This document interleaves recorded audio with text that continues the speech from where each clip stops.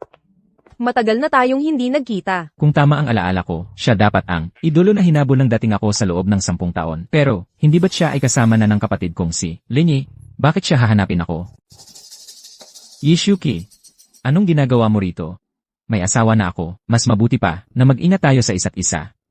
Para masira ang klinika ng tradisyonal na medisina na ito. At mailigtas ang klinika ng pamilya namin. Si Lin Fan ang susi, isang ordinaryong lalaki lang naman siya. Sa ganda ko, siguradong mapapasunod ko siya. Ay nako, ano ba ang relasyon natin? Bakit kailangan mag-ingat? Masasaktan ako sa sinasabi mo. Nako, ang lakas ng dating niya, kaya pala nabighani ang dating katawan ko. Diretsuhin mo na, anong kailangan mo sa akin? Narinig ko na naging pangunahing doktor ka na sa klinikang ito.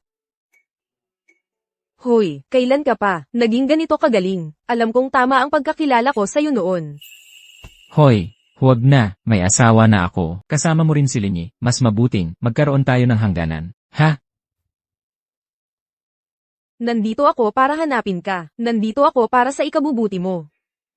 May klinika sila ng tradisyonal na medisina.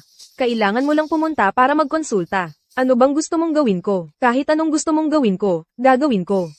Salamat, pero hindi ako pupunta. Sinabi ko, ayaw kong pumunta sa klinika ng tradisyonal na medisina ng pamilya mo. Kailangan pa bang magbigay ng dahilan para dito? Ikaw, dati, tawagin mo lang siya ng kamay. Susunod na agad siya parang asong sunod sa niren. Bakit ngayon ang tigas-tigas na ng ulo mo? Pero, narinig ko, na pinakasalan ni Lin Fan ang isang babaeng may kapansanan. Siya nga, medyo may itsura nga. Kaya pala hindi ako pinapakinggan ni Lin Fan. Pero mga lalaki naman, marami akong paraan para mapasunod sila. May isang bagay talaga ako, na gustong sabihin sa'yo. Gusto kita.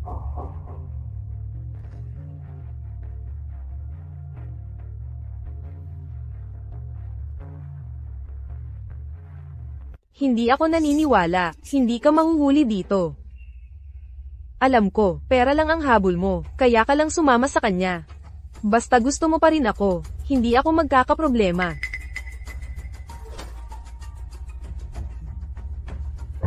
Kung may gusto kang makuha sa akin, mula sa akin, pasensya na, mabibigo ka. Fan, paano mo naiisip na ganoon ako? Totoo, gusto kita. Lin Fan, loko ka, niloloko mo ako, ibalik mo agad ang pera ko. Shuchi. Ikaw. Kayong dalawa. Hindi ganoon ang nangyayari.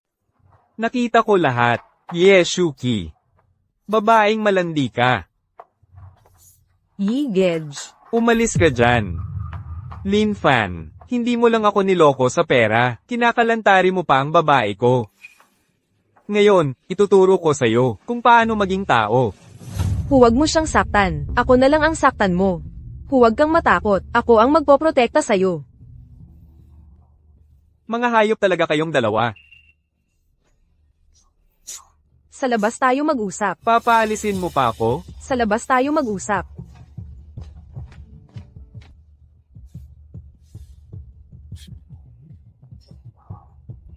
Lumapit sa akin si Yeshuki para siguradong may gusto siyang makuha. Hindi pwede, kailangan kong magpaimbestiga kung ano ba talaga ang nangyari. Mas mabuting ipaliwanag mo sa akin kung ano ba talaga ang nangyari. Ang mga lalaking ito, ang hirap talaga ng mga lalaking ito.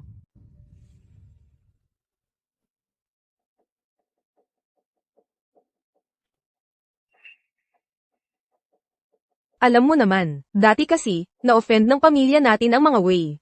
Ngayon, kailangan kong samantalahin si Lin Fan para wasakin ang klinikang ito ng tradisyonal na medisina. Sa ganito lang, magiging maayos ang buhay ng pamilya natin. Anong kinalaman ko dyan? Lin Yi, kumakain ka, umiinom, gumagamit ng gamit ko. Tapos sasabihin mo, walang kinalaman sa'yo to. Kung ganito ang sitwasyon, sa tingin ko, wala nang saysay, na ipagpatuloy pa natin to. Hoy, huwag kang umalis. Kasi naman, dahil doon.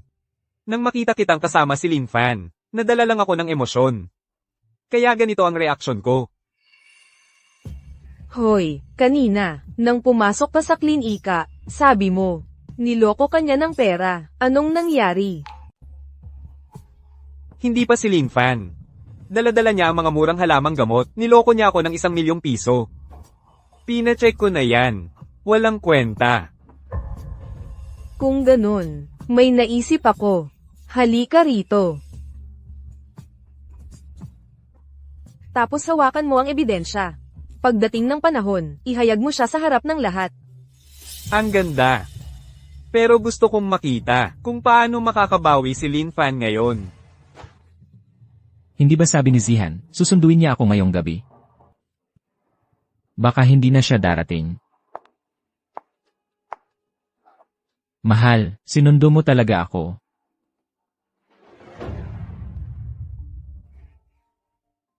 May isang bagay ako, gustong sabihin sa'yo. Sa totoo lang. Gusto kita.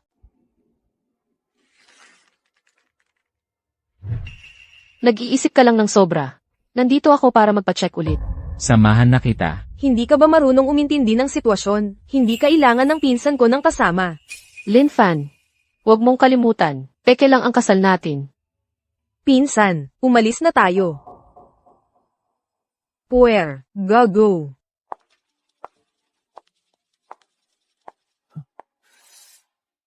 Ha? Gago ako. Bukas na umaga na ang schedule. Huwag kang malate ha. Ay, CJ. Nakapag-asawa pa sa anak ni Boss Wei. Itong lalaking ito, swerte talaga ng buhay. Mahal, nandito na ako. Hoy, anong ginagawa mo rito? May lakad siya ngayong gabi, hindi na siya uuwi, kailangan kong paalalahanan ka. Pakunwaring kasal lang kayo ng pinsan ko, huwag mong asawa ng asawa ang tawag sa kanya. Nakakalito. Ako. At saka, huwag mo akong tawaging pinsan. Bawal tumayo sa daan ang asong matino, umalis ka dyan. Hindi, ano ba talaga ang nangyayari sa inyo ngayon? Bakit bigla niyo akong ginaganito? Ikaw na ang mag-isip. Ang isip ng babae, parang karayom sa dagat. Paano ko maintindihan yan? Linfan, huwag mong kalimutan, pakunwaring kasal lang tayo. Pinsan, umalis na tayo. Puwer, Bob Arrow. Hindi pwede. Hindi ako dapat malunod sa damdamin. Kailangan mag-focus ang lalaki sa negosyo.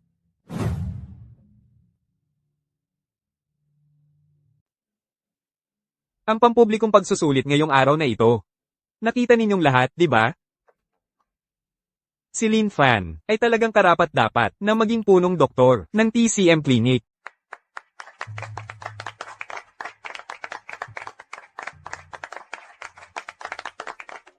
Boss, hindi ba't sinabi mong, wala ka nang pakialam sa kanya, bakit pinapanto mo pa rin ako rito? Gusto kong makita kung ano ba talaga ang kaya niya. Pagkalabas ng resulta, sasabihin sa'yo ng dean, kailangan mo pa bang pumunta rito ng personal? Kung gusto mong makita, sabihin mo na lang diretso. Tumahimik ka. Ipinapahayag ko na si Linfan ay pumasa sa pagsusulit.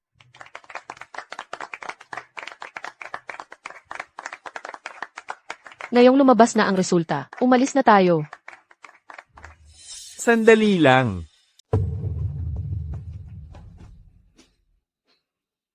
Isang scammer lang talaga siya. Hindi siya karapat-dapat na maging isang konsultant. Ano? Scammer pala si Linfan. Director, hindi mo pwedeng hayaan ang ganyang klaseng tao na maging doktor. Paninirang puri yan, kasalanan din yan. Wala kang ebidensya. Paano mo nasabing scammer ako? Sinong nagsabing wala kaming ebidensya? Ito, yung hinanap ko kahapon. Kay Linfan para magpatingin, resibo to. Tignan ninyo, gumamit siya ng ilang murang halamang gamot, pinangalanda kang miracle drug. At ninakawan ako ng 150,000 piso. Akala ko nagpapalusot ka lang, ngayon nang scam ka na. Pwede na itong makulong. Pinapayuhan ko kayong lahat na huwag nang pumunta sa klinikang ito para magpagamot. Isang klinika na kumukupkop sa isang scammer. Paano mo malalaman kung mayroon? Lin Fan, ano ang nangyayari? Ginoong Wei. Lin Fan, ito ba ang tunay mong pagkatao?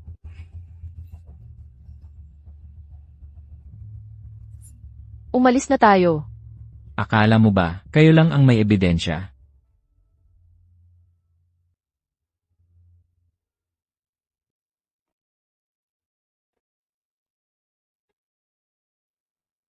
Paano mo nakuha ito?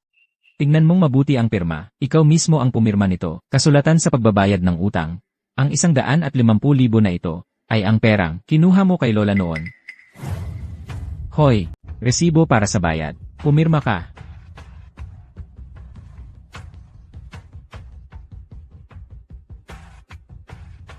Napag-usapan na natin to. Tutulungan mo akong itago ang sikreto.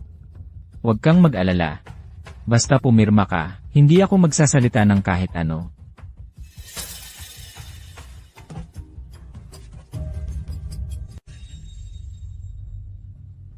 Sige.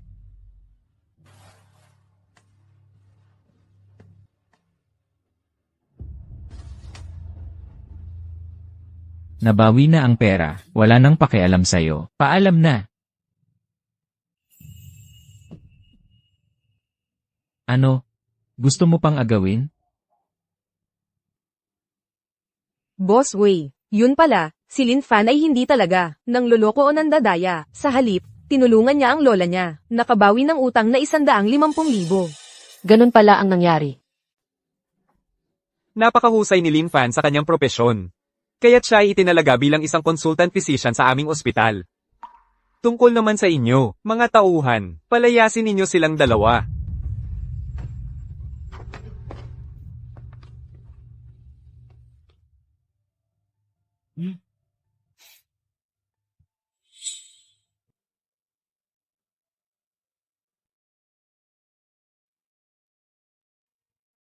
Ang treatment ngayong araw, bakit ikaw lang ang nandito para sa treatment ngayon?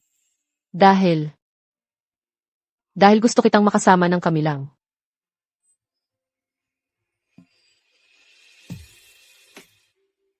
Nagbibiro lang ako. Siyempre, may ginagawa ang pinsan ko. Kaya sinamahan niya ako rito. Ah,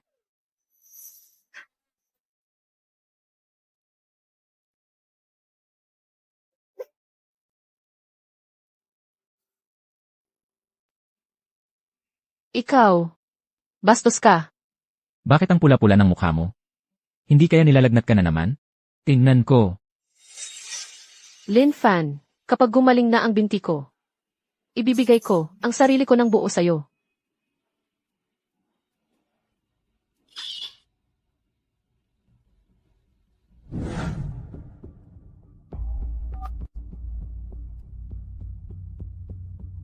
Sa Board of Directors, ang suporta para tanggalin si Wei Jihan bilang presidente, ano na ang approval rating? Umabot na sa 70%. 70% lang? Gusto ko, 10%. 10. Saka lang tayo makakapagtanggal ng direkta kay Wei Jihan. Sisikapin kong kumbinsihin sila. Pagdating sa pag-akit ng suporta ng mga tao, kailangan pa bang turuan kita? Kung hindi uubra ang mahinahon, gagamitin natin ang magaspang.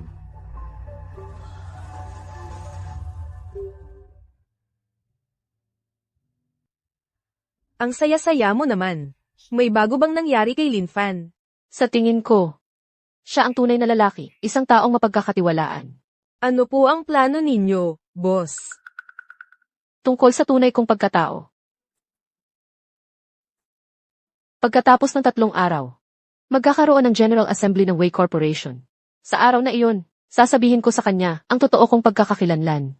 At ipahahayag ko sa lahat na siya ang aking asawa. Pero may isa pang bagay. Si Wei Jai ay kasalukuyang nag-aakit sa mga matataas na opisyal ng board. Malaki naman ang ambisyon niya. Hindi bababa sa 3 katlo ng board ang talagang hindi maaaring magtaksil sa akin. Pero, Medyo nag-aalala pa rin ako sa bagay na ito. Huwag kang mag-alala, may kasama na ako ngayon. Kapag inanunsyo ko na ang pagkakakilanlan ni Lin Fan, magkakaroon ng mas maraming suporta mula sa mga top executive. Mababawi ko ang kapangyarihan. Tungkol naman kay Wei Jai. Pagdating ng panahon, magagawa kong hindi na siya makabangon. Aasikasuhin ko na ito. Teka, panahon na para makilala ng mga tao sa kumpanya ang aking pagpapakita. Sasabay ako sa'yo.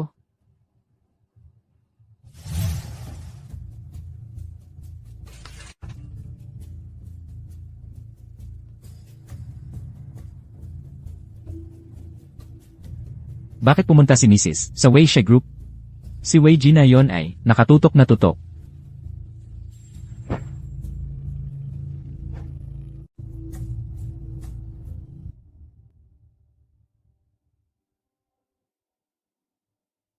Talagang magaling si Wei Jai sa pag-angkin ng pugad ng iba. Ang opisina kong ito ang opisina ng Si. Hindi ko alam kung gaano nakatagal ang pagmamay-ari niya rito. Oy. Ji-Wei, bakit ngayon ka lang? Naparito sa kumpanya? Ang aming boss, siya talaga ang CEO ng Wei Corporation. Pwedeng pumunta kung kailan niya gusto. Anong pakialam mo? HMPH. Isang CEO na malapit ng matanggal. Pwede pa bang tawaging CEO? Ikaw, isa kang nagtatangkapang magpakasal at umasa sa isang lalaki para mamanahin ang pwesto ng CEO. Sa tingin mo ba ay papayag ang mga nasa board of directors? Wei Jia. Huwag mong kalimutan. Ikaw lang ay isang mahirap na kamag-anak na inampon ng aming boss dito sa kumpanya para magtrabaho. Ang aming boss ang siyang tunay na may kapangyarihan sa Wei Corporation. May kapangyarihan. Wei Zihan. Peke ang kasal. Peke pa ang pagkatao. Matagal na tayong magkasama. Ngayon ko lang nalaman na wala kang tunay na pagmamahal sa akin. Tama ka. Wala akong halaga ngayon. Pero malapit na, mapatutunayan ko sa'yo na ako lang ang karapat-dapat sa upuan ng tagapagmana ng Wei.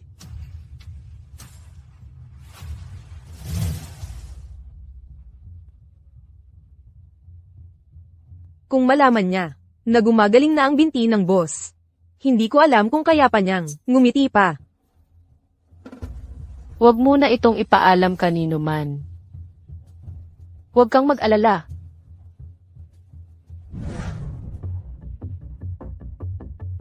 Kumusta na ang mga bagay-bagay? Mabuti. Sa Lunes, magkakaroon ng board meeting. Magmumungkahi sila sa akin bilang bagong presidente. Pagdating ng panahong iyon, si Wei Jihan ay wala nang pag-asang makabalik sa kumpanya.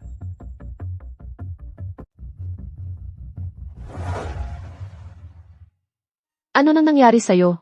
Naayos na ang lahat. Bakit ka malungkot? Talaga bang naayos na ang lahat? Nga. Hindi siya nakahalata ng anuman, di ba?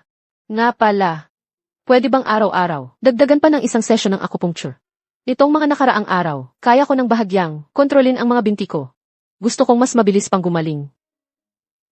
Para sa board meeting, mapatunayan ko sa lahat na ako ay isang malusog na tao na kayang pamunuan ang kumpanya. At hindi ka na rin matarget dahil sa akin. Gusto mo lang magpagaling ng mabilis, tapos itataboy mo na ako, di ba? Tama ka, peking kasal lang naman talaga tayo. Ang peking kasal, hindi ba? Pareho lang tayong nagpapakinabangan. Sige na nga.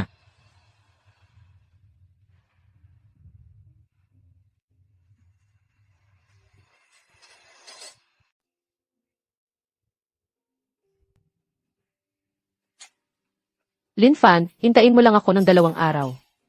Kapag naayos na ang mga gawain sa kumpanya, sasabihin ko sa'yo ang lahat ng totoo.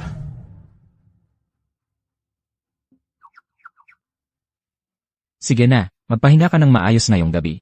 Bukas sa rehab, subukan mong tumayo ng mag-isa. Ayos yan. Aabot pa. Aabot saan? Wala. Aabot ba bago mo ako paalisin, na gumaling ang binti ko?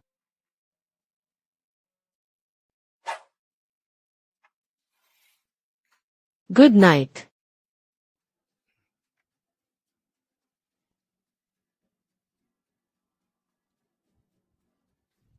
Good night, mahal. Anong nangyari? Binti ko.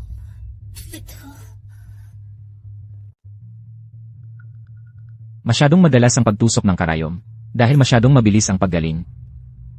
Isang buwan na lang ang kailangan. Bakit ka nagmamadali? Malalaman mo rin agad. Tusukan mo ulit ako ng karayom. Ayaw kong makinig. Hindi mo pinapahalagahan ang sarili mong katawan.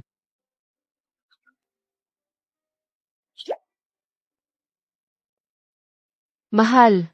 Pakiusap, Linfan. Ikaw. Sige na nga, tutusukan na lang kita ulit. Sa wakas, binti mo naman yan, hindi naman akin.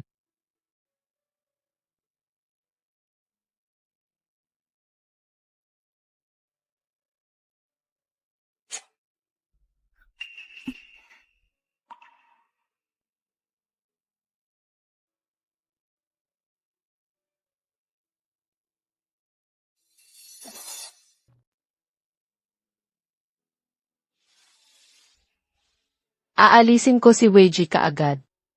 Ayaw kong muling pabayaan ka, dahil sa akin, na magdanas ng kahit anong pinsala.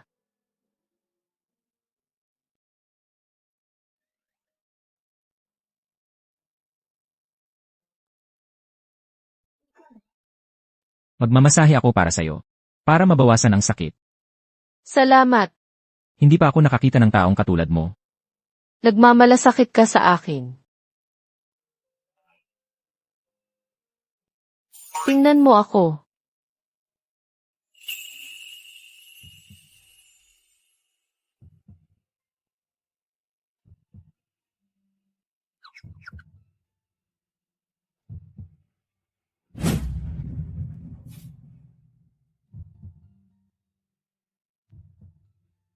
Masakit. Magpahinga ka muna ng maayos. Aalis na muna ako. Linfan, hayop ka. Nanghihina na ang mga binti niya. Paano ka napasubo? Ang lambot ng labi niya.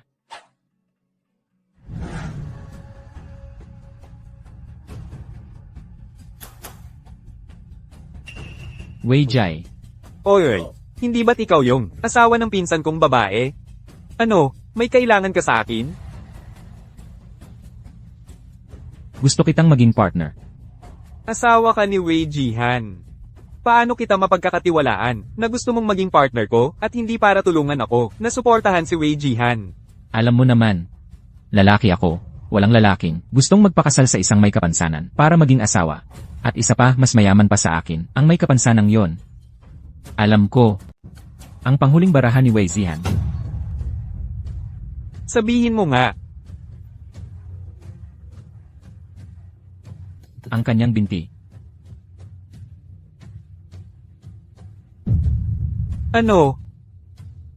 Maaari kitang tulungan, nagutumin ng tuluyan ang binti ni Wei Zihan. Pagkatapos nito, hindi ka mawawalan ng benepisyo. Oy, paano kung hindi ka tumupad sa usapan? Pagkatapos, kailangan kong magkaroon ng konting hawak sa'yo. Kung hindi, mahirap akong maniwala sa'yo. Walang problema. Ha? Ang yabang-yabang mo. Nag-atraso ng buong kalahating oras. Talagang may disiplina ka sa oras. Wala namang kayabang-yabang mo. Sa'yo ba ang pwestong ito? Umupo ka na.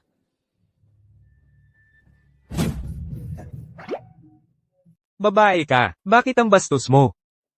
Hindi naman. Paano namin itutulak yan? Isang malaking rebulto.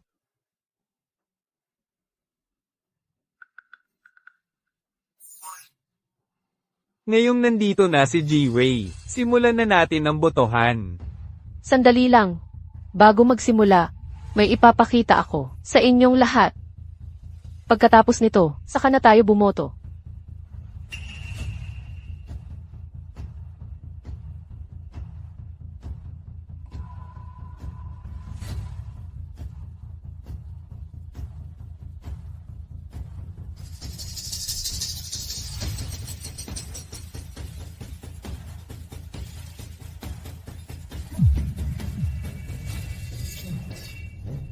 Talagang tinulungan ako ni Lin Fan.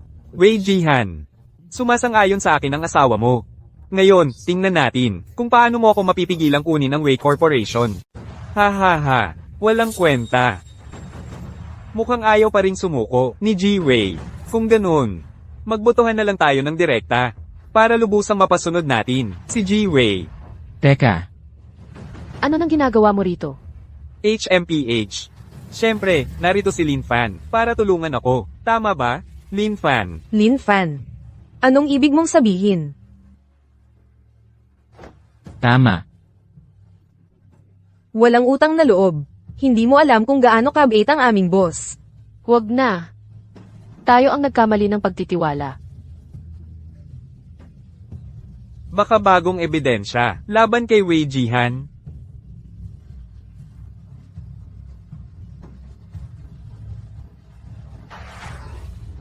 Hulaan mo kung bakit ang mga tao ni Wei Jihan ay boboto para sa akin? Pinagbantaan mo sila. Siyempre, pinakiusapan ko na ang kanilang mga pamilya. Basta manalo lang. Lin Fan, hinayaan mo pa akong lokohin? Walang hiya ka. Basta manalo lang. Paano nangyari ito? At saka, ang mga ebidensyang ito, isinabay ko na rin ang pagbibigay nito sa social media. Kung sino man ang gustong agawin ang asawa kong posisyon bilang presidente, dapat munang dumaan sa akin. Hintayin ninyo lang. Umalis na lang bigla. Kung hindi siya tatakbo, mahuhuli siya. Siyempre tatakbo siya. Simula ngayon, ako na ang magmamana ng Weishai Group.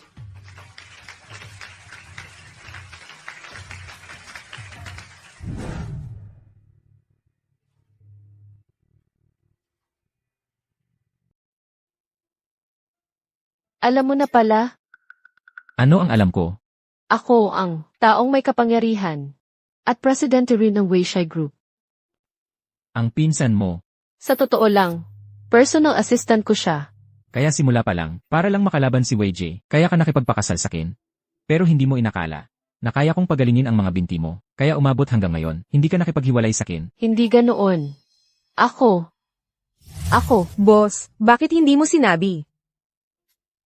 Si Wei Jia ay isang baliw. Gusto ng boss na gumaling agad ang mga binti niya, para maagang mapabagsak siya, para hindi ka ma-target ni Wei Jia. Para sa akin? Kaya ikaw ay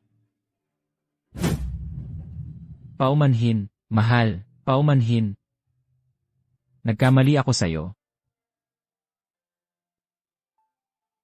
Basta't maayos tayong lahat. Ayos lang ang lahat.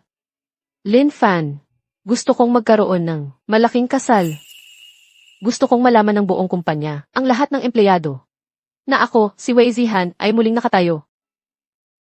At may isa pang dahilan, gusto kong ipahayag sa buong mundo, na si Lin Fan ay ang asawa kong makakasama sa buong buhay ko. Lin Fan, mahal kita. Mahal din kita.